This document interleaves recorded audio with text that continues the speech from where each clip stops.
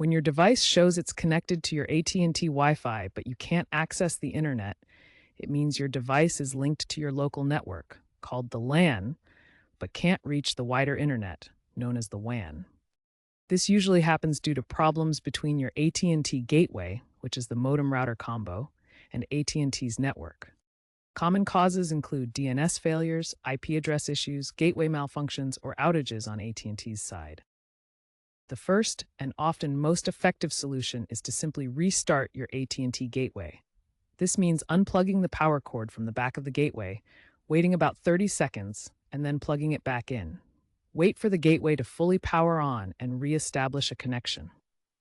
According to AT&T's support logs from 2025, this resolves 70 to 80% of connected but no internet cases instantly, especially after firmware updates. Before diving into more complex troubleshooting, check if there's a known outage in your area.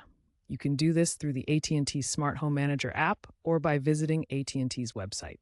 The app now includes real-time alerts and a Fix-It button that automates diagnostics.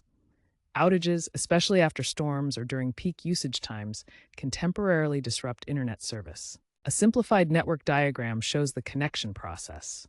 Your device connects to Wi-Fi through the gateway to the internet. Outages typically block this flow at the gateway or beyond. DNS, or Domain Name System, translates website names into IP addresses. When you type a website name, your device asks a DNS server for the corresponding IP address to connect to the site. If AT&T's DNS servers are down or experiencing issues, your device can't translate website names, resulting in no internet access despite being connected to Wi-Fi. To fix this, change your device's DNS settings to use public DNS servers like Google or Cloudflare. These bypass AT&T's DNS and can restore access. Look up how to change DNS settings on your specific device. For Windows, go to Network Settings, select your connection properties, and enter the DNS addresses under IPv4 settings. For Android, navigate to Settings, Network and Internet, and configure private DNS with your chosen provider's hostname. Changing to public DNS servers bypasses potential AT&T DNS issues and can quickly restore your internet access. Your device needs a valid IP address to communicate on the network. Sometimes the IP address assigned by your AT&T gateway can expire or conflict with another device.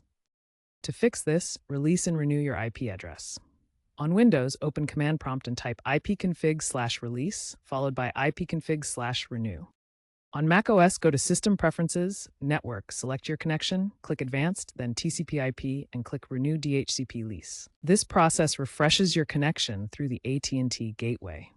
If you experience frequent dead zones or connectivity drops, especially in larger homes, consider using a mesh Wi-Fi system like AT&T's Whole Home Wi-Fi.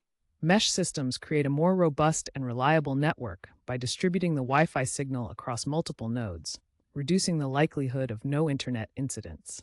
Sales of mesh systems are up 40% in 2025, indicating their effectiveness. If the previous troubleshooting steps don't resolve your Wi-Fi connection issue, the problem might be more complex.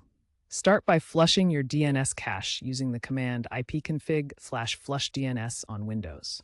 This clears stored DNS information that might be causing conflicts. Next, scan your device for malware, as infections can interfere with network connections.